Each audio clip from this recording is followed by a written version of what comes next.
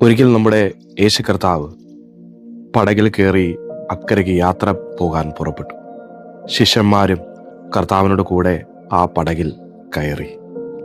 അവർ യാത്ര കുറച്ച് മുമ്പോട്ട് പോയപ്പോൾ യേശു കർത്താവ് ഈ പടകിന്റെ ഒരമരത്ത് തലകണ വെച്ച് കിടന്നു ഉറങ്ങി.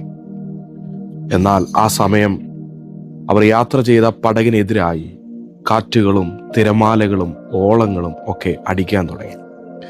ഈ പ്രതിസന്ധിയെ കണ്ട്, പ്രതികൂലങ്ങളെ കണ്ട് ശിഷ്യന്മാർ ഭയപ്പെട്ടിട്ട് അവർ വിചാരിച്ചു, ഇവിടെ എല്ലാം അവസാനിച്ചു, തൻ്റെ യാത്രയും തൻ്റെ ജീവിതവും ഇവിടം കൊണ്ട് തീർന്നു, ഇനി മുമ്പോട്ട് പോകാൻ കഴിയില്ല.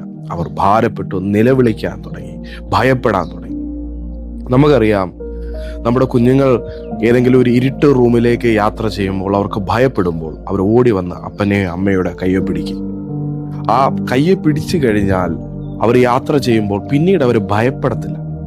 ഇരുട്ട് മാറിയിട്ടില്ല, പക്ഷെ ഒരൊറ്റ വ്യത്യാസമുണ്ട്, അപ്പനോ അമ്മയോ അവരുടെ കൂടെ ഉണ്ടെന്നുള്ള ആ ധൈര്യം അവരെ മുമ്പോട്ട് യാത്ര ചെയ്യും. ഇവിടെ നോക്കിക്കേ, പ്രതികൂലമാണ് നിൽക്കുന്നത്, പക്ഷേ അവർ നമ്മുടെ സൃഷ്ടാവായ, നമ്മുടെ വീണ്ടെടുപ്പുകാരനായ, നമ്മുടെ രക്ഷകനായ അപ്പൻ അവരുടെ കൂടെ ആ തോണിയിലുണ്ട് എന്നുള്ളൊരു കാര്യം അവർക്ക് കാണാൻ, അവർക്കത് മനസ്സിലാക്കാൻ കഴിയാതെ അവർ ഭയപ്പെടുകയാണ്.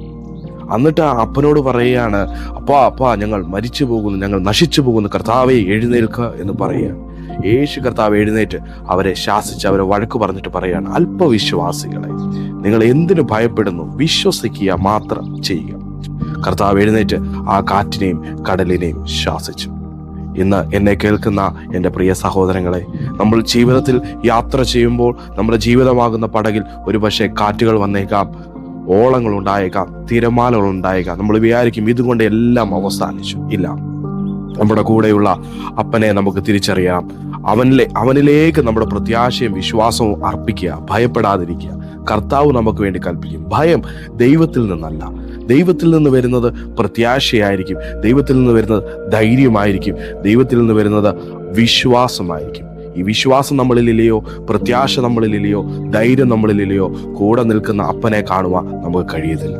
ഈ പകൽക്കാലം ദൈവത്തിൽ വിശ്വസിക്കുക, ധൈര്യമായിരിക്കുക. അവൻ നമുക്ക് വേണ്ടി കാറ്റിനോട് കടലിനോട് കൽപ്പിക്കും. God bless you all. ദൈവം നമ്മളെ അനുഗ്രഹിക്കട്ടെ. ആമേൻ.